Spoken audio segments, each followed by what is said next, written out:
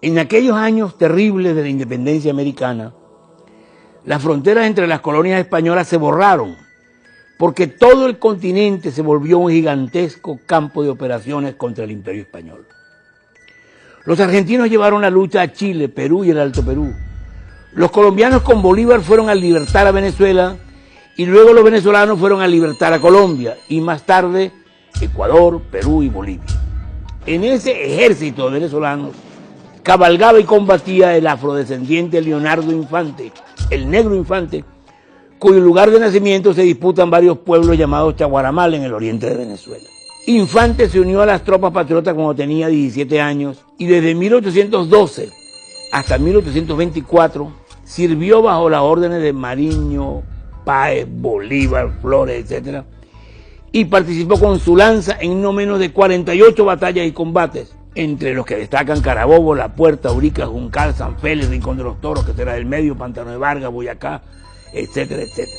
En esos años de marchas y contramarchas, al sol, lluvia, polvo, hambre y peligro, Infante ascendió de soldado raso a coronel, a fuerza de arrojo y valentía. Crecido en la guerra y matando al arma blanca, no era un hombre culto, ni siquiera educado, sino como se esperaba que fuera, una fiera apenas domada por la disciplina militar. Entre 1820 y 1824 estuvo guerreando en Pasto y el Ecuador a las órdenes de Bolívar y del general Juan José Flores, recibiendo en la acción de Quilcacé en el Cauca varias heridas graves. Quedó cojo y solo podía caminar con gran dificultad ayudándose con un bastón.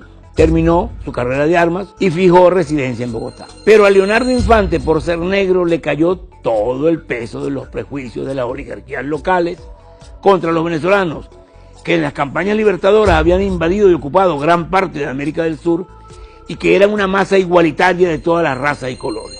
A ese secreto sentimiento antivenezolano se sumaba, en el caso de Infante, su enemistad personal con el general Francisco de Paula Santander, a quien Infante había acusado de cobarde bajo el fuego y delante de las tropas en la batalla de Boyacá y Pantano de Vargas. Incluso lo había tomado por la pechera y le había dicho que fuera a ganarse las charreteras bajo el fuego como todos los demás. Infante no era el primero ni sería el último que acusaba a Santander de timorato. Camilo Torres, prócer civil de la independencia, lo llamaba cobarde. Pero el Negro Infante lo proclamaba en voz alta por los barrios de Bogotá cuando Santander ya era vicepresidente de Colombia, mientras Bolívar combatía a los realistas de Ecuador y Perú durante la victoriosa campaña del sur.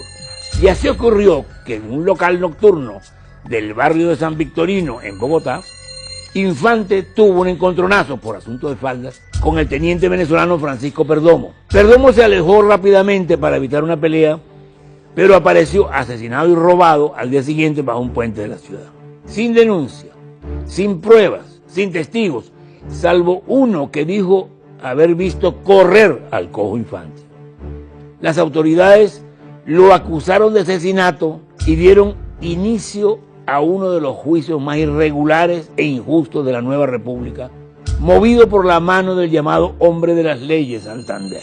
El proceso, por ser Infante coronel vivo y efectivo, debió tener dos generales presentes que no estaban, y cuando el defensor, el doctor Miguel Peña, presidente de la Alta Corte, denunció esa falla, inmediatamente se montó otro juicio con la presencia de dos generales afectos a Santander. Bolívar, desde el sur, le escribe a Peña: dígale usted a Infante que nadie lo amaba ni estimaba más que yo, pero que nadie era más feroz que él. Porque en efecto, el Negro Infante no había conocido otra crianza que la guerra ni otra pluma que la lanza. Hoy podemos consultar las actas del juicio y comprobar que fue un adefesio jurídico cuyo resultado era el de esperar. Leonardo Infante fue condenado a muerte. El 26 de marzo de 1826, el reo, con su uniforme de coronel, fue conducido por el camino más largo hacia el patíbulo. Durante el trayecto, Infante no cesó de repetir: Dios me juzgará por todos los hombres que he matado, pero hoy muero por Perdomo, a quien no maté. Al pasar frente a la Casa de Gobierno, según cuenta el escritor, historiador y testigo presidencial don José Manuel Grot, Santander se alejó del balcón por miedo a la lengua de Infante. Pero una vez que el condenado, valiente hasta el fin, fue fusilado, el vicepresidente Santander se llegó en uniforme y a caballo a la plaza donde, frente al cadáver, pronunció un discurso para rematar moralmente al muerto. Soldados de la República, ve ese cadáver, el gobierno le colmó de honores y recompensas, pero la ley descargó sobre él todo su vigor en el día en que, olvidando sus deberes, sacrificó alevosamente a un ciudadano. Este es el bien que ha conseguido Colombia después de su glorioso sacrificio, etc. Este gesto de Santander lo infama más como cobardía moral que la cobardía física que se le atribuye.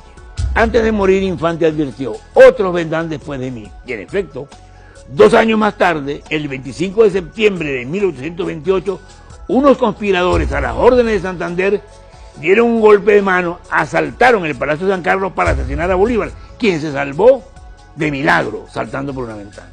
Tras un juicio, esta vez perfectamente regular, Santander fue condenado por traidor a ser degradado y fusilado por la espalda. A última hora, Bolívar le cambió la sentencia de muerte por destierro, magnanimidad que al final perjudicaría al Libertador, a la causa americana y a Colombia. Fue con la sangre de Leonardo Infante, víctima del racismo y el clasismo, que se firmaría la disolución de la Gran Colombia. El defensor Miguel Peña, por negarse a firmar la sentencia, fue suspendido de su cargo por 1 año. Entonces abandonó Bogotá y terminó aliándose con el general Páez para separar a Venezuela de Colombia. Muertos Infante, Sucre y Bolívar, llegó el triunfo de Santander, el hombre de las leyes, aliado de los Estados Unidos e implicado en corruptela con la deuda externa. Desde entonces, la sangre de los negros y los pobres aceitaría la máquina de dominación de la muy santanderista oligarquía colombiana en lo que sigue siendo, aún hoy, un doloroso misterio de la historia.